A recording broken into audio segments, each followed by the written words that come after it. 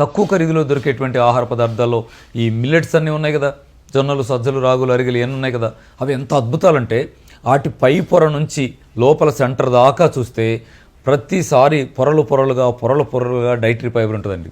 ఈ బియ్యం మీద పై పొరలోనే ఉంటుంది.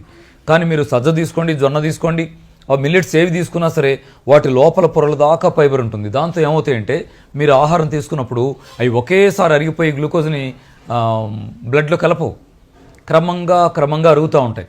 కాబట్టి బ్లడ్లో గ్లూకోజ్ కూడా నెమ్మదిగా అవసరాన్ని బట్టి కలుస్తుందా అన్నట్టుగా కలుస్తూ ఉంటుంది.